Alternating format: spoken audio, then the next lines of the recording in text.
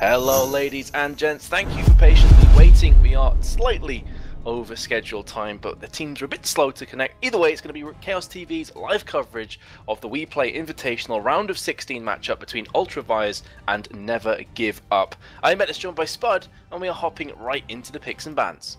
Yes, hello ladies and gentlemen, and you may have noticed that we have actually now got the new patch. It has emerged. There are quite a few changes that have come in, and I'm really looking forward to seeing a lot of the differences it's going to make.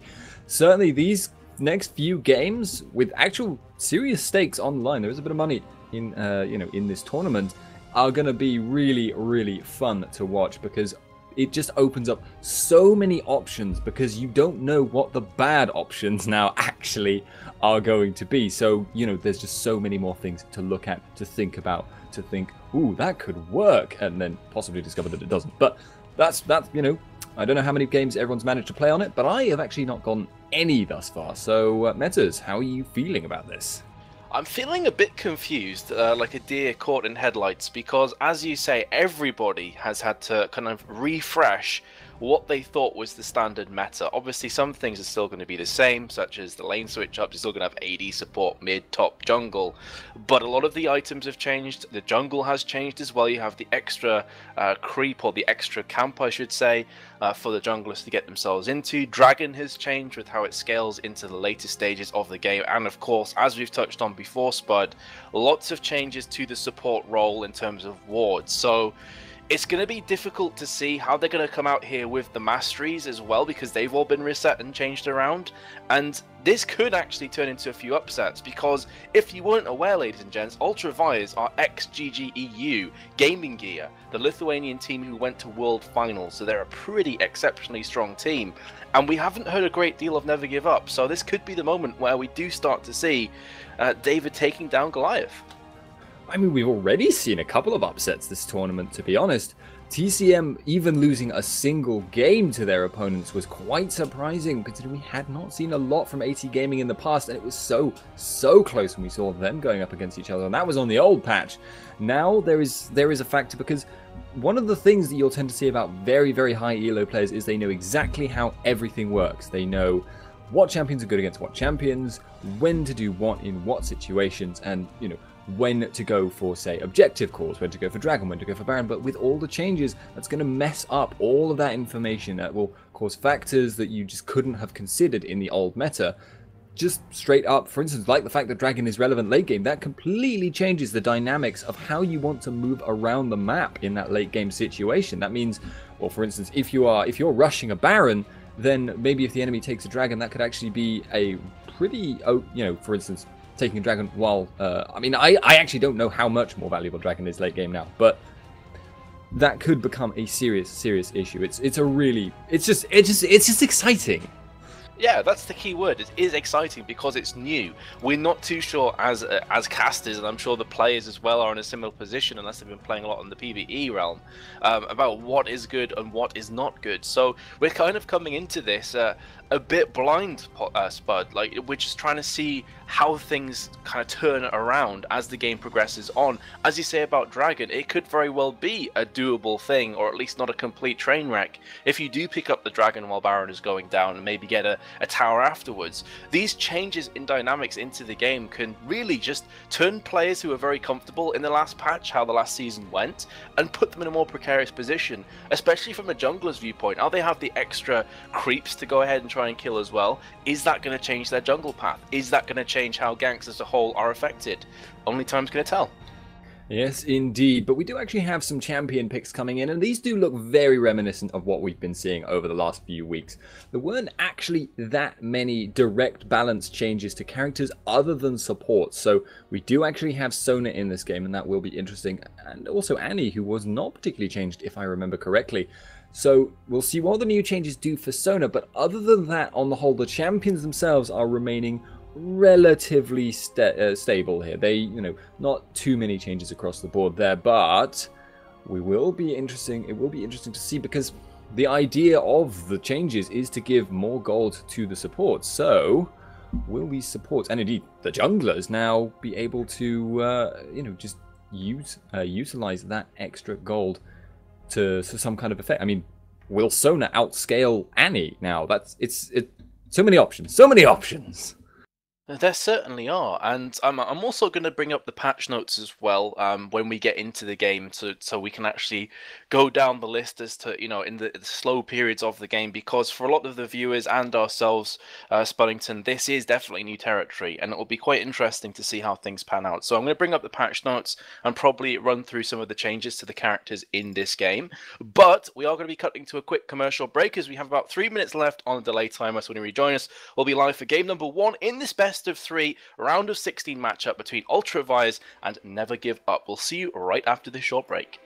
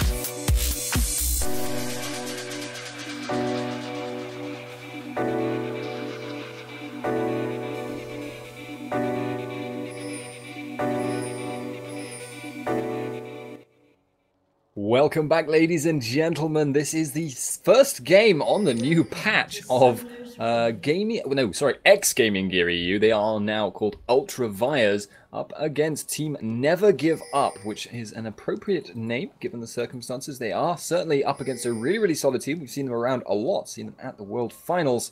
I'm Spuddington, joined by Metas, and we have a pause timer. We do. The players are asking what is going on, so now they're asking ready. So I guess there's just a little bit of issues in terms of the technical side of things, but we should be ready to go live again. As you can see, though, there are quite a few changes that myself and Spuddington are going to try and navigate our way around, because we are...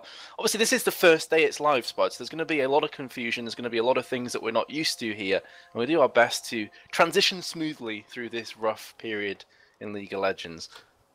Yeah, okay, so first things first, we can look at what the trinket choices are thus far. We've got three sweet... In fact, nobody seems to be interested in the scrying trinket, the one that gives you sort of a mini clairvoyance effect. They could swap out later on, and they will upgrade as time goes by, so maybe we'll see them do that later on. But right now, it seems to be all either sweeping lenses or warding totems, which means you can put down free wards, and you can get rid of wards if you know where the enemy has placed them. So, interesting stuff, but I would say it seems like we can from that probably determine that Gaming Gear.eu are looking to be a little bit more aggressive. They're looking to clear more wards than they are to place them.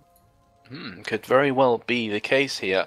If you have just joined us, this is the Weplay Invitational round of 16 matchup between Ultra Vires and Never Give Up. Ultra Vires, of course, were previously known as Gaming Gear.eu. They are the Lithuanian team that travelled to World Finals.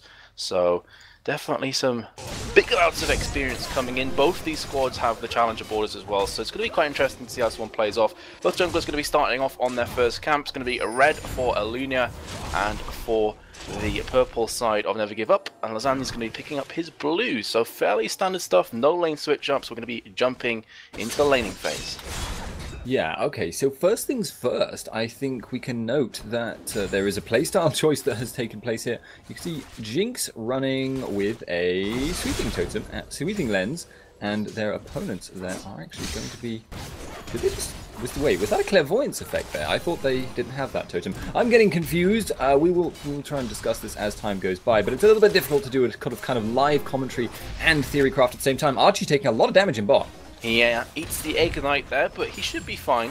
Carolius is going to be pushing him down, however, with Sona, and spamming away with the auto attacks as well. But as soon as they hit level 6, however, I've got to say this is a fairly even lane in terms of raw engage and damage output, because Annie will start to get stronger and stronger, is fairly squishy in the early levels. Boomerang Blade comes out, was actually changed in the previous patch, doesn't quite have the same early game punch as before, as we saw there from Archie. So quite interesting stuff here, but I'm still trying to accustom myself to exactly what's going on. Yeah, and there's another little decision-making point that you can highlight between the two teams right now. Archie actually has not started with a gold generation item. Corellius in the support slot has done so. So Sona will actually be getting a little bit more money from this situation, but the extra pinks could be the thing that sets up Lasagna LFT here. He's looking for the gank on bot. The stun's gone down. Yep, the Q is going to land from Lee Sin. That's going to be first blood, with Lasagna picking it up. Nice play from Never Give Up. Now Zap's going to be landing on Deadly Brother, who has to back on away. And they're going to look to get some free farm as well. So you are seeing that effect come out. Going to clear the ward away, and Lasagna's going to leave the lane. But successful gank. Yeah, and it's actually quite interesting to me that Lee Sin, of all people, is the one who is opting to take the sweeping lens. He's not taking wards to jump to for free, essentially.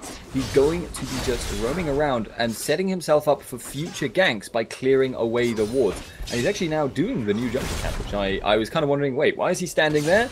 There is now a jungle camp that is kind of just awkwardly sat near that wall, and does in fact, they change the texture on the floor to denote where it spawns. But, so... he's looking to just kind of set himself up for more ganks using that sweeping totem. Not going to be going for the mobility off of the jump with the ward. And it does actually seem right now that the next gank we're going to see is Alan IRX in the top lane. He has cleared out the ward, and that just means Shen is going to have to play really defensive.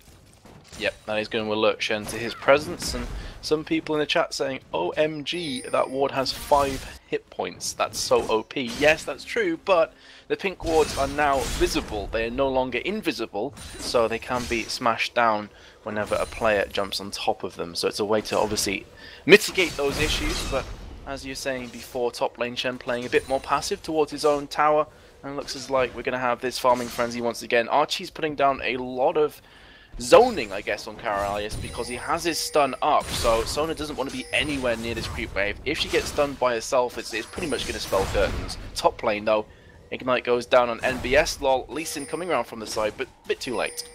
Yeah, unfortunately for him there, Power of Dreams fell a little bit short on his taunt. He could have gone further, he just didn't think NBS lol would dodge at the exact moment he went in on the taunt, so a little bit unfortunate for him, but that has not worked out in their favour. And we do see Archie now having picked up the Relic Shield and the pink ward being cleared away with no wards in that brush. So, a little bit of trading going down in bot lane though. Yeah, Crowley is taking quite a bit of damage. Boomerang Blade will not be landing, but Version and Archie forced to back on away. So they're taking quite a bit of damage right now. And it's quite interesting to see as well the changes in builds. And this is something that I'm assuming we're going to see for the next couple of weeks before players decide what works best for them. But as you say, Sona starting off with the Nomad's Medallion, getting the health and mana regen, and also the gold whenever a minion dies next to her. Whereas on the flip side, Annie's going to go for the Relic Shield first, more around health. The interesting thing here is essentially that the Nomad's Medallion is essentially equivalent to what Philosopher's Stone used to do. It's health regen, it's mana regen, although we actually see Lasagna coming in. Oh, flash in for the engaged Krallis. It's been caught again from Lasagna, almost a carbon copy from that first blood. So Lasagna's doing work in the jungle here. Yeah, and remember, guys, Gaming.EU went to the World Finals. I mean, they didn't do particularly well there, but they are a really, really good team. To do that, they had to win the International Wildcard Tournament. They are a really, really solid challenger team. And at the moment, the team that is composed of a few players I've seen before in a few other teams, Power of Dreams, Archie, and indeed Lasagna, is really honestly getting the edge on them, getting the lead on them. Seem to be taking advantage of the vision control game a little bit more. You can see Archie indeed especially is just doing a lot of work in making sure they control the brush and set Lee Sin up for ganks. It's really interesting to watch. It is, and this is what we were touching on in the Champion Select as well, that these new changes are going to favour particular players. The ones that are more versatile and adapt quicker are going to come out on top for the next few weeks. But here comes Alina X with the flag and drag gank from Jarvan. Here's San United as well from Shen. They're going to turn this one back around. Lots of damage, and the Shadow Dash will be landing. The third consecutive kill at the bot lane now, looking for their fourth and potential fifth. Crowley is forced to flash away. Here's the Mega Inferno Bomb as well from Ziggs. How much damage will it do? Not quite enough, but still, the damage has been done overall with the Lunar X going down. Yeah, a little bit of a coordination issue there from Ultra Vires because they went in on that gank at a point where Renekton was back and could not punish Shen for teleporting down. So that gives them another advantage. They will have Lee Sin in top lane to stop that farm from just going straight to tower. And the tower will drop in turn to Power of Dreams, YNWA, and Archie. Although, worth noting now, ladies and gentlemen, the tower's global gold has been changed. Outer towers now give a lot less global gold and a little bit more local gold. So those three guys who were involved in killing it, they get more, everyone else gets less. And also they've changed the recall animation, look. They have, and plus the hit points as well, and the life bars. There's quite a lot of visual upgrades, plus some of the trimming of bushes across the board as well. So it's quite interesting to me, Spuddington, seeing how the players do navigate their way through this fairly volatile period in the game. And it's very reminiscent for me back in Season 2 when we had the jungle changes coming about. Yeah, everyone kind of needs time to master what's good and what's effective, and it takes a long time to learn what is good. Indeed, to be honest, even if you were to have kept it on the Season 3 meta, the Season 3 patch for another, year, you still would be seeing developments happen. There are just too many factors in League of Legends to instantly determine everything you should be doing at any given moment. However, this level of changes does mean there's going to be a rapid period of alteration in what we're doing, but people just have not had the time to learn what they need to be doing at this point, so it does look like we are be seeing some interesting stuff. Mazarin right now is actually in a fight for Wraith, but he does pick that up. Yeah, top lane, however, we do have the kitchen sink being thrown at NBS. Lol, here comes the Ignite. Is it going to be enough damage? No, it's not. But Shen will be shadow dashing and flashing, I believe, to finish that one off with the Vorpal played auto attack. But here comes Deadly Brother from the side. The ultimate has been popped off on the hunt, using that flash to jump back into contention. Does he have the damage, though? Shen's pretty tanky at this point. Boomerang Blade comes in and basically does nothing. Is he going to go ahead for the tower dive? No, he's not. So Power of Dreams managing to escape. However, in all that time, Dragon is now dropping, and it looks like Team Never Give Up are getting big advantages. Dragon does give, is still now focused on the global aspect. It's not, it isn't mostly local, I believe, in terms of the golden experience. So, because I was worried for a second there, because everyone started it off, and then 2 members went away. But I was thinking for a second, wait, if it's local experience now, that would actually be quite a bad idea to move away, because you'd be denying yourself. But I think as it happens, it's probably not that. Although, if I make a mistake about exactly what has been changed in the duration of this game, sue me, because the patch notes were about 3 pages long. Yeah, there are so many changes, not just to the vision, not just to the visual upgrades and the new camp of monsters and such, but the amount of changes to the champions as well, Spuddington. There's just so much on the plate right now of these teams, and even though it's catching us off guard, imagine what these players must be feeling. After almost a full year of being used to the meta, it's just been turned on its head. Yeah, indeed, and especially in this situation, because remember, for us it's all fun and games. We're just watching, we're just enjoying this. But there are stakes here. This is an invitational tournament. There is prize money that could be lost on the back of this game.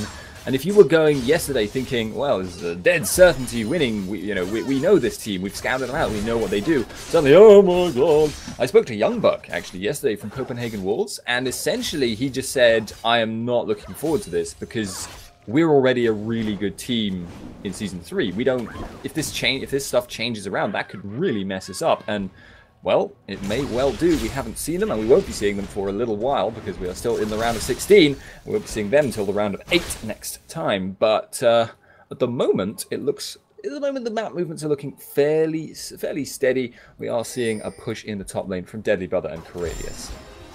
Yes, indeed, and as you're saying as well, I mean that's completely on the nose, on the money. I mean, I can imagine why Youngbuck would be a bit precarious, a bit worried and cautious about what's going to be happening this season, because it was the same last time around as well. Some teams rise to the top.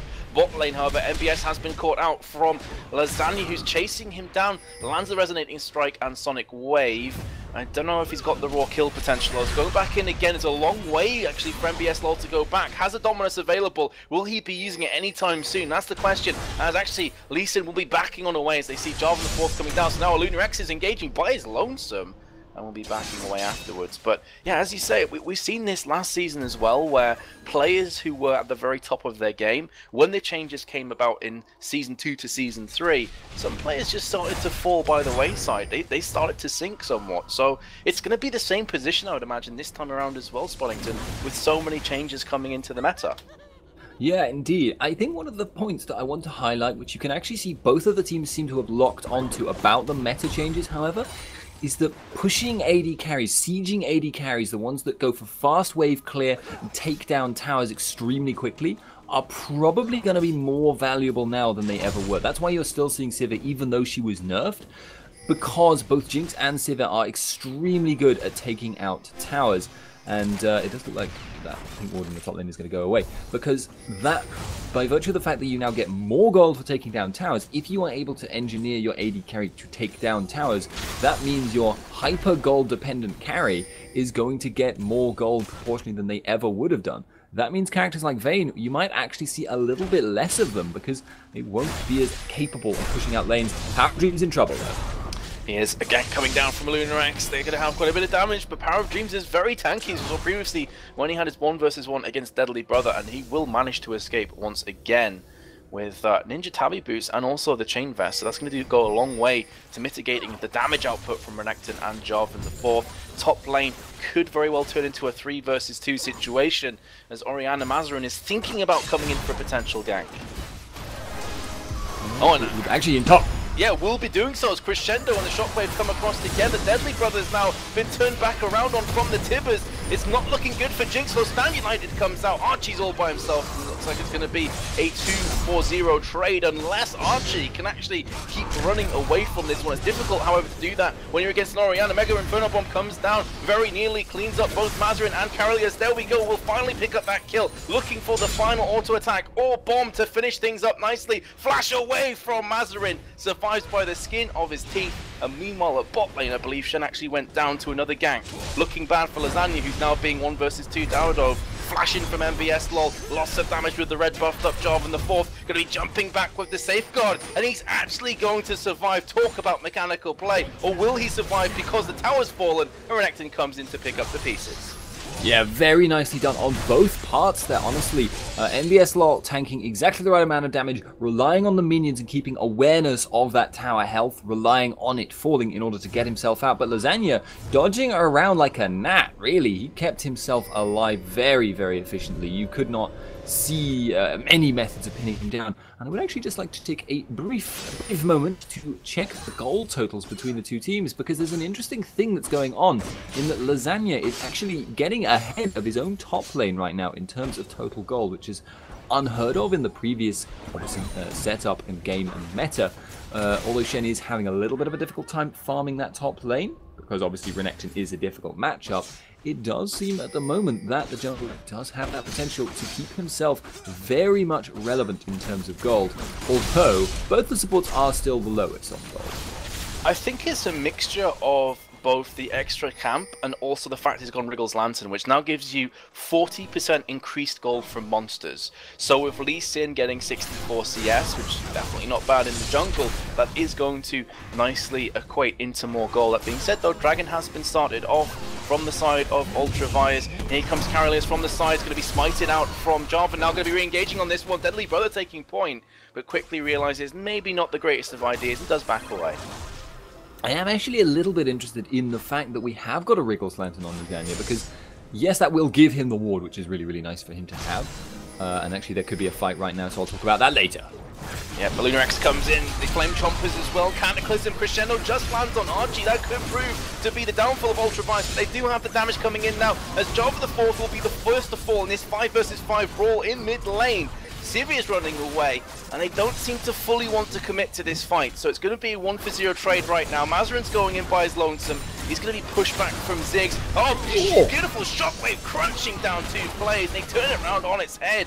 Just Ziggs remaining in this small skirmish, and Lasagna around from the side. Beautiful ult coming in from Mazarin.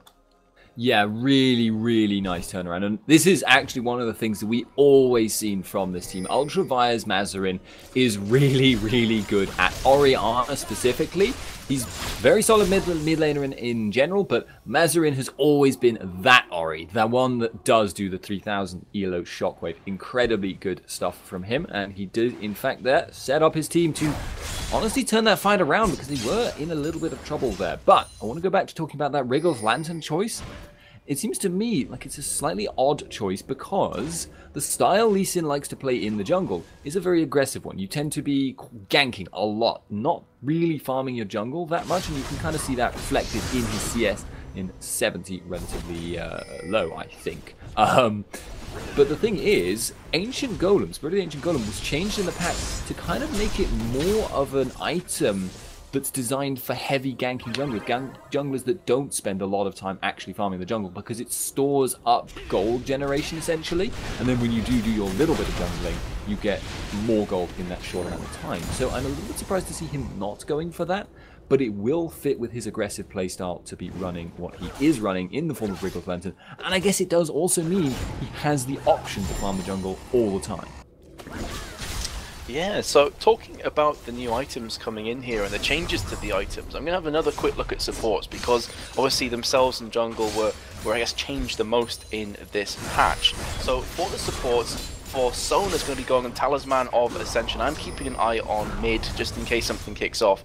But the Talisman of Ascension to me just seems like a kind of Shirelia's Reverie spot. You've got the same idea around the active granting nearby allies 40% movement speed. The engage comes in from Lunarex, instantly Dragon's Rage away. Now Archie's taking all the damage. Beautiful crescendo this time around from Carolius, landing on both Archie and also Lasagna. They're going to be finishing off the support underneath the tower. Chasing after Lasagna. Here comes Stan United though from Shen. Beautiful mechanics for Lasagna to escape with the Safeguard Flash. Shadow Dash actually I should say through the wall from Shen will pick up that kill on the support. There's so many low players. Deadly Brothers forced to barrier and flash away. Should be falling, or will he? As Mazarin from the side will come to the aid of his AD carry. And now Lasagna is going to fall, or will he for the 4th consecutive kill with Ziggs escaping by the skin of his teeth? My goodness, this game is explosive. Yeah, there's just everyone running everywhere. Such low players was, I think, the phrase of that team fight. Really, really, really messy stuff. And it does seem like NBS LoL is going to be able to, well, in fact, it seems like gaming, no, not Gaming Gear, Ultra Vires on the whole are the ones coming out on top in these fights, even though, honestly, they were behind early on. They were falling behind in the ganks. They didn't seem to be able to play the vision control. So it seems that the fact that they are a more experienced lineup together, and the fact they are a very experienced team fighting team that relies on big team fight ults and that play style, does seem to be working in their favor, because that's something that hasn't really changed. There weren't many champion balance changes outside of support, and that does mean that they can still rely on their old tricks that they knew and that worked before, and still seem to be working for them now. Yeah, I'm still trying to catch my breath, because I don't know if it's just a coincidence with these two teams going at each other hell for leather, but it seems to be much more explosive to me, Spuddington, in team fights. The amount of damage being traded and the mobility of both teams in question is quite ridiculous. And, you know, we've seen a couple times Mazarin pulling off those pixel-perfect shockwaves to turn fights around. Pretty much identical in that last team fight. Looked a bit precarious for Ultra Vires, and then suddenly out of nowhere it turned into a 4-for-2 trade. Yeah, indeed. And it seems like at the moment actually quite a lot of this game is going to be determined on team fights. But there is a tool, and that has generally been going in the favor of Ultra Vires. But if this continues for long enough, then it won't matter as much about team fights, because if they can stop Corellius, actually that doesn't matter. Mid lane, it's going to be, yep, the support of Sona going down and out for the next 20 seconds, coming off the back of an engage, a Tibbers from Archie. They could look to push mid. That being said, though, still 3 players strong in mid, all on high hit points, so maybe not likely. So again, they got the kill, but no objectives. Yeah, okay, so going back to that little point, generally, excluding that last little pick there, Ultra Vires have been coming out ahead in team fights. Now, Shen versus Renekton is a matchup where Shen will outscale Renekton eventually in the pure one-on-one sense. It could take a very, very long time for that to happen, but if it does happen, that could change the dynamics of this game completely, because that would then force Ultra Vires to permanently be on the aggressive. At the moment, Renekton is able to push Shen back and then roam to help up his team. If Shen starts pushing Renekton back one-on-one, that means that all they have to do is wait for Ultra Vires to have to commit 2 people to stopping Shen, and then they can start their own fights. However, it looks like this Dragon is going to be the point of contention. Power Dream is in the area. They don't need the ult to save anyone unless they get low. Yeah, Dragon has been picked up actually from Lee Sin, so they get the steal across. Beautiful play from Lasagna. Flame Chomper stopping 3 players from re-engaging on this one. And they want to make amends for that misstep. So what looked like a guaranteed Dragon for Ultra Vires turns round and backfires. But actually never give up taking that one down, living up to their name. Tower's taking a beating, but so is Corellius. So they need to be super careful. Yeah, this could blow up at any second, because the tower is falling very, very low, and it has in fact dropped. Alan looks like he wants this, but they don't want to dive. And the longer this push goes on, the more it will favor the team running Ziggs, because he is an incredibly strong poking champion. However, the flip side of that, I guess, is that they are up against Sona, and I don't know how much she can spam her heal at the moment. I have no idea how much mana regen she has, because I don't know how much that item is giving her proportionally. And I don't think they changed her mana costs last game, but the fact of the matter is that with that extra sustain from Sona, the siege is really strong from Ultra Vires. They're looking for this engage. Crescendo comes through, but it's not very good, to be honest. Kari's missing everybody. Standing Knight comes down from Shen, who was at the top lane. Shockwave again landing on 2 players, forcing Jinx away, who's not going to play any further part of this team fight, apart from that ultimate coming through. So the Super Mega Death Rocket not quite living up to its name. 1-for-0 trade, but that was instigated from Ultra Vires, and they lost their support, purely on the basis that Crescendo totally whiffed. Yeah, indeed. That was a call that Ultra Vires should have made. They made the right call, but it ended up working against just off of execution, and that is one of the things that gets teams arguing with each other, actually. But unfortunately for them, that will cost them a tower. And now NBS LOL is actually looking to go ham. He is. He's very big right now. Lazani stood around for a bit too long, safeguarding back onto his ward. So the ward jump playing off once again. A Cataclysm comes in from Lunar-X, chasing after the support of Archie. Also, Ziggs not looking in the greatest of positions. Archie's going to go down very nearly. Goes back onto Deadly Brother, however. So it's going to be a 1-for-0 trade. Could suddenly become a 2-for-0, as that is going to be Ziggs falling down for the double kill on Jarvan the 4th. So they just stood around a bit too long in the mid lane. Yeah, that was a fight that was forced on them by Ultra Vires. They have huge movement speed thanks to Sivir, thanks to their Shirelias effectively, and Lasagna in trouble. Oh, he's been caught from the flag and drag. Dominus up. Renekton is going ham right past the tower. Dragon's Rage will survive, or keep Lasagna alive, I should say, and go back to his spawn. So he's managed to get away a number of times now while flashing up red in positions he really shouldn't have survived in. So beautiful mechanical play. Again though, that is going to be Ziggs still down and out. And they pick up the mid tower, so they are getting objectives and they're trying to steamroll forward. Still, only about a 2.7k lead though. Yeah, and that is the kind of lead that could turn around very, very easily. I will say right now though, I'll say one thing, which is that I need to stop calling Talisman of Ascension Shirelia's Reverie, because I keep doing that and it's an unfortunate thing.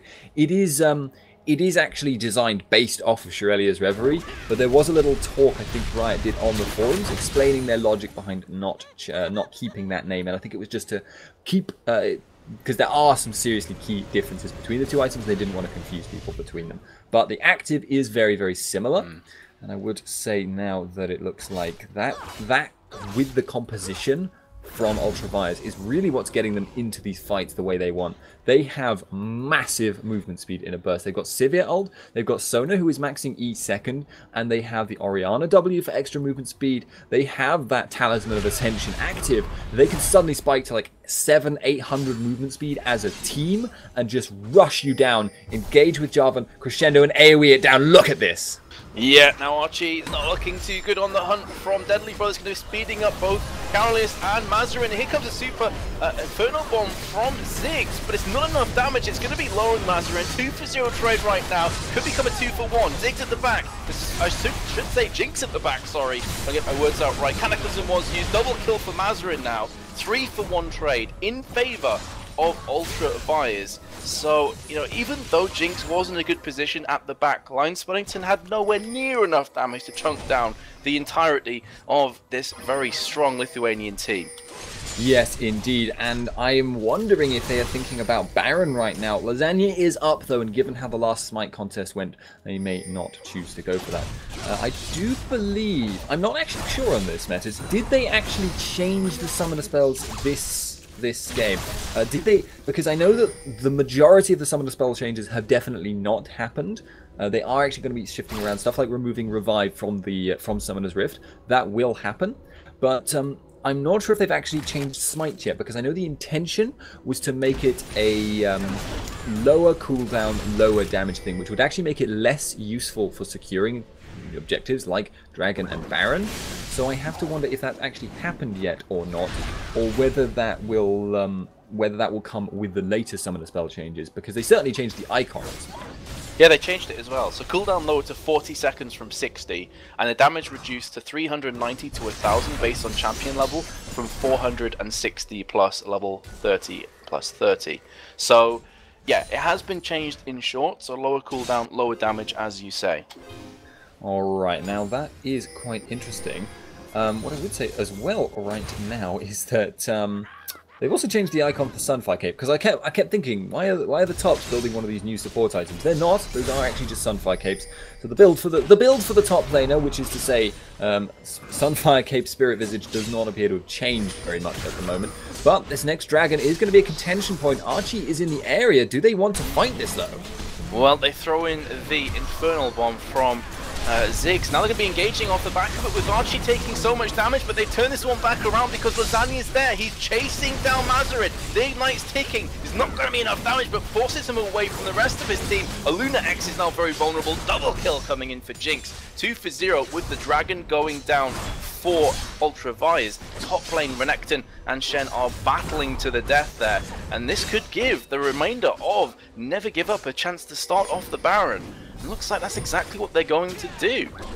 Yes, indeed, because Dominus was used by NBS LoL. Power of Dreams was forcing that out of him. If he were to recall now, or just to walk to join up with his team, he still has his own ult. He still has Stand United. He's a very strong presence in this. They are going to fight for it, it looks like, though. NBS LoL is a big threat.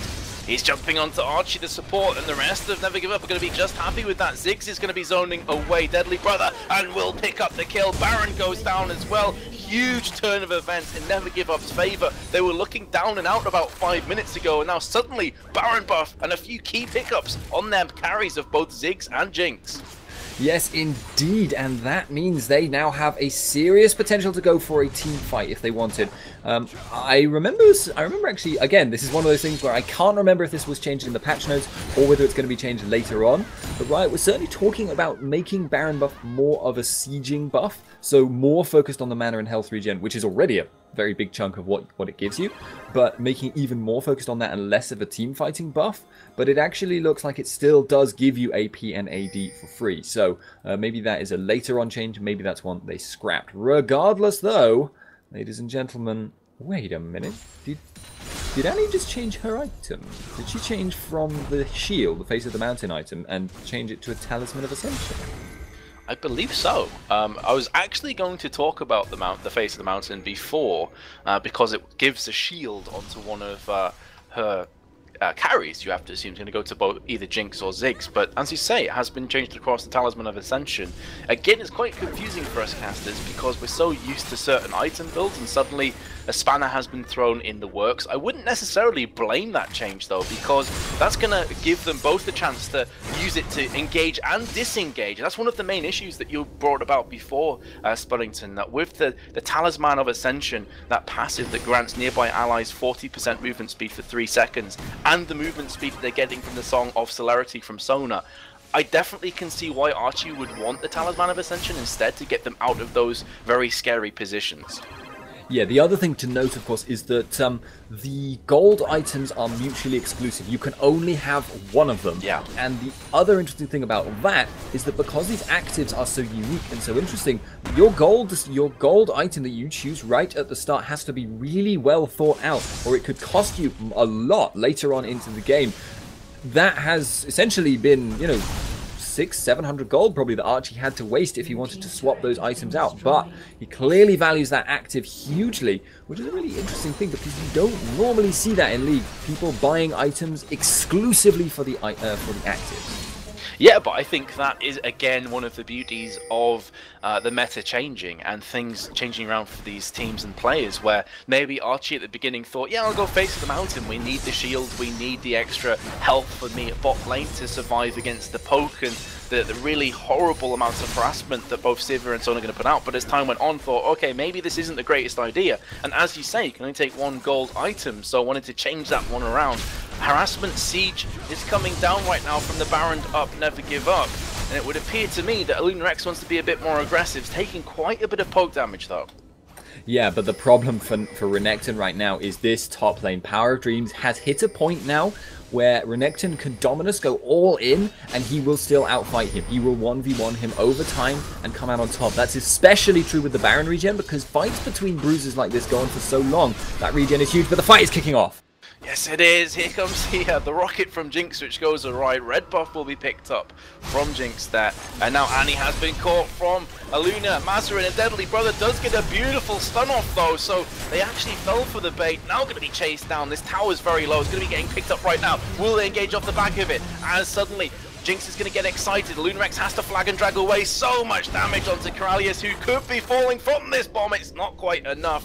Thought the red buff may take that one away, but by forcing 3 players back to spawn, this is going to be a free inhib tower and the inhibitor afterwards. Inhibitor afterwards, and Shen pushing down the top, but they're not going to let it go without a fight. Luna coming back in, Cataclysm on both Ziggs and Archie as well. Archie's going to fall, Ziggs has already gone down, Deadly Brothers forced to back away. And it looks like this engage is going to pay out dividends for them. They're going to keep the inhibitor alive for a few more seconds. It has just fallen. Triple kill from Renekton. Is he going to get the quadra? Yes, he is. And suddenly the Crocodile goes huge, 8-1 with the ace. Really, really nice usage there. That is exactly why Renekton is a good pick against Shen, because even when he starts getting forced back one-on-one, if he can get into the fight, he is such a big threat with that Dominus. He does so much more damage than you would normally expect. Actually, they made it so that super minions go in first now. That's an interesting change. It does look like they're going to be pushing down this inhibitor tower. Can they get the inhibitor in return? Most likely, but they have to be careful. If they overstay here, there could be another counter engage, counter fight. We've already seen at least twice this game. It's just backwards and forwards. This entire matchup is one team taking advantage and then staying too long. Again, we're now seeing Invitational with the longest range auto attack I've ever seen from Ziggs. He'll go down, but they have equalized the inhibitors. And if they can keep it to just a 1-for-0 trade plus the inhib, I honestly have to feel that it's worth it. Baron's not coming up for 1 minute 40, so Renekton, NBSL, the recipient of that previous quadra kill, is going to be alive before Baron respawns. So I definitely think that was worth it overall for Ultra Vires. Yeah, Dragon is actually up at the moment if they want to go for that, but it looks like they're going to prioritize the map pressure right now. You actually have Shen shutting down that bottom lane. His ultimate will pop up very, very soon, and the rest of the team is forming up on this top lane. Gotta say, actually, really impressive stuff thus far. It looks like they have adapted very well to the changes right now, running a lot of sieging potential and taking down a lot of towers. Another thing to note, incidentally, though, is that Shen now is building more or less to go for teamfights. It looks like he's building a lot of armor, yes, so he can deal Renekton, but he's already ahead of Renekton in that one-on-one, and I feel like he is actually now itemizing less towards fighting against Renekton and more towards slowing down Mazarin, slowing down Deadly Brother if they choose to go for a straight-up teamfight. Yeah, Power Dreams is pretty colossal right now. So much hit points, nearly 3.3, and he's not hit level 18 just yet. That's another dragon coming in there for Never Give Up, and the blue buff as well onto Olgate's Ziggs. So it's still very close. I mean, you look at the gold, it's neck and neck. Just 100 in it to Never Give Up at 36, nearly 37 minutes. That gives you an indication of how much on a razor's edge this matchup actually is, Spuddington. Both middle inhibs are down. Baron's going to be up in 7 seconds, and that could really seal the deal as to which of these two teams progresses forward into that second game with the 1-0. And I really have to question, actually, now, on both sides, why nobody is building the scrying totem. In this environment, where you're seeing now the ward games that we've seen all through Season 3. We've seen people, you know, putting down wards, aggroing Baron to stop you going for it, not wanting to face check brushes, having to back away, go for all that kind of thing.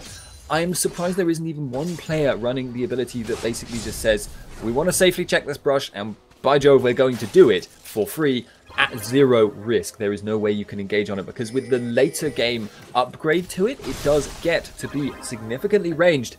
At the moment, it looks like, well, actually, it looks like Ultra Vires are the ones in trouble. They have to start the Baron to force Shen to come to them, otherwise they risk losing it.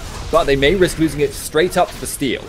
They are taking it down very quickly, though, so it's a case now, who wants to make that first engage? It looks like it's going to be Ultra Vires throwing in with the On The Hunt from Deadly Brother. Corralius getting a crescendo on 4 players. That is huge, and they're going to be dogpiling on top of this one. That's a double kill for Orianna, just absolutely crushing, making a triple. Actually, could be the second quadra in this game, unless Ziggs can escape, gets the satchel charge away, but the damage has already been done in this 4-for-2. Ace comes in from Sivir, and those Nexus towers are looking very vulnerable right about now, Spud. Yeah, indeed. I believe they will be able to just take that down. 20 seconds on the next spawn from Annie. She will not have her Tibbers. It will be very, very difficult for them to defend this if the game even will go on afterwards. But if she can get in there, that extra gold could be the turning point. She does have a Morellonomicon. She does have a little bit of damage, but it's going to be a heroic defense if it comes down to it. 4 seconds left. I don't think they can do it. GG, well played is coming out. Just a tiny bit of a fraction of a difference when it came down to that Baron fight. Mazarin landing another brilliant shockwave brings Deadly Vires to a remarkably close 39-minute victory.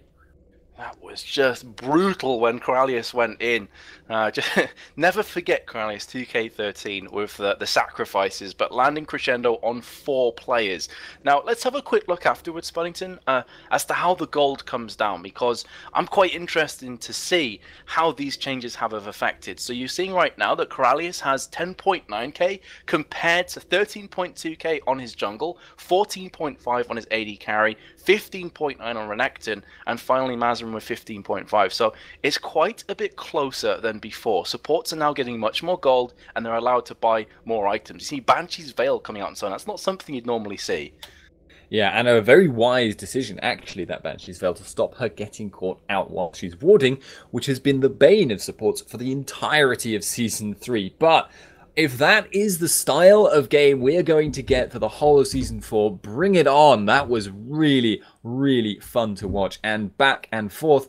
And we still have another game in this best of 3 at least coming up. 1-0 in the favor of Never Give Up. No, wait, sorry, in favor of Ultra Vires. My words, they come out wrong. But we will be getting the next lobby up as soon as we possibly can. And ladies and gentlemen, do not go anywhere. That was exciting, and I would expect the next game will be much the same.